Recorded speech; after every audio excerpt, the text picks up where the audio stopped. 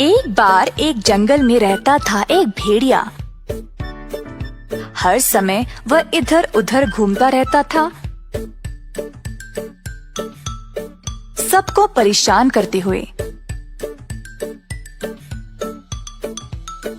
बाकी सारे जानवर उसको स्वार्थी समझते थे, क्योंकि भेड़िया केवल अपने बारे में ही सोचता था। जब कोई भी उसकी मदद के लिए आता तो उनको मना करके वापस भेज देता था। एक दिन भेड़िया जंगल में ऐसे ही घूम रहा था। वह बहुत भूखा था और खाना के लिए ढूंढ रहा था, जब उसको दूर एक बैल का मांस नजर आया।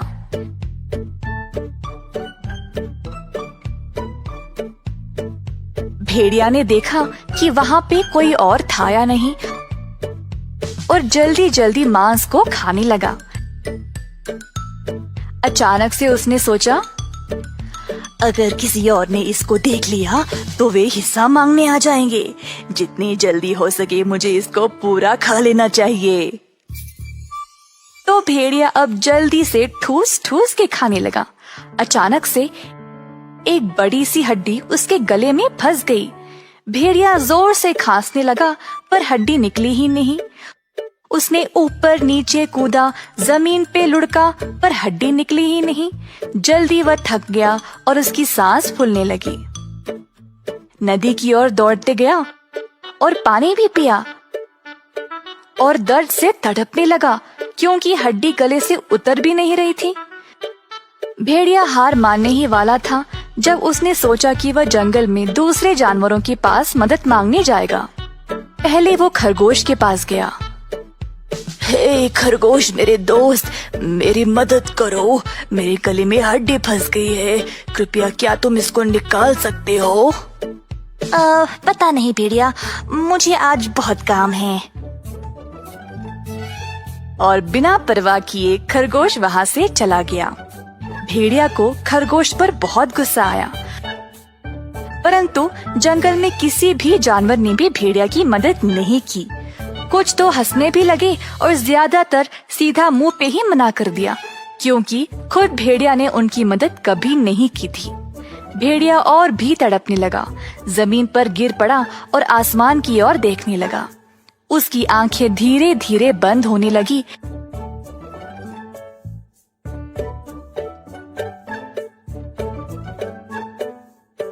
जब उसने एक सारस को उड़ते हुए देखा,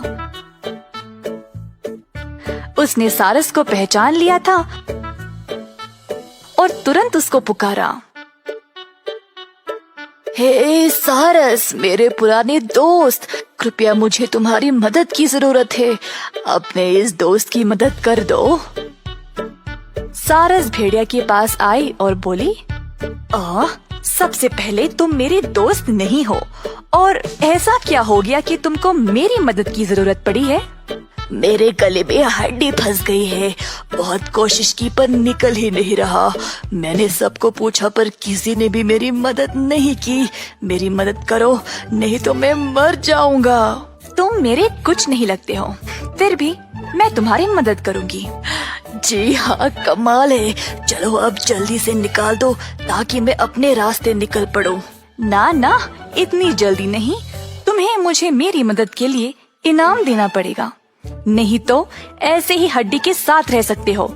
अच्छा ठीक है, मैं तुमको इनाम दूंगा। अब इसको जल्दी बाहर निकालो। मुझसे वादा करो। हाँ, मैं वादा करता हूँ, सच में। भेड़िया ने अपना मुंह पूरा खोला और सारस ने आसानी से हड्डी को बाहर निकाल दिया। भेड़िया का गला आखिरकार खुल गया और वह फिर से आराम से सांस लेने लगा। भेड़िया खुशी से कूदने लगा और निकलने ही वाला था जब सारस उड़कर उसके आगे आ खड़ी। कहाँ जा रहे हो? मेरा इनाम कहाँ है? इनाम? कौन सा इनाम? तुमने वादा किया था कि तुम इनाम दोगे मेरी मदद के लिए। दो अभी। हाँ, मेरी भोली दोस्त, तुम्हें समझ नहीं आया? जब तुमने मेरे मुंह में झांका तब मैं तुम्हारी गर्दन को काट सकता था, पर मैंने तो ऐसा किया नहीं। तुम्हारी जान रखी है मैंने, यही तुम्हारा इनाम है। एक दुष्ट जानवर हो, इसीलिए सब तुमसे नफरत करते हैं। तुम बूढ़े और अकेले मरोगे। मुझे तुमको ऐसे ही छोड़ना था दर्द में। मैं ही पागल थी जो तुम पे भरोसा किया। सारस गुस्से से उबलने लगी, उस पे वार करने ही वाली थी, पर भेड़िया हंसते हुए वहाँ से भाग निकला। फिर से वह एक स्वार्थी जानवर की तरह जीने लगा। सारस ने जंगल के सारे जानवरों को बताया कि उसने क्या किया था, तो सब ने भेड़िया को जंगल से निकालने का निर्णय लिया। पर भेड़िया गया ही नहीं, तो सब ने उसको अकेला ही छोड़ दिया और अंत में भेड़िया का कोई दोस्त नहीं रहा। इस कहानी से हमें ये सीख मिलती है कि मदद उसी की करो जो मदद के लायक हो।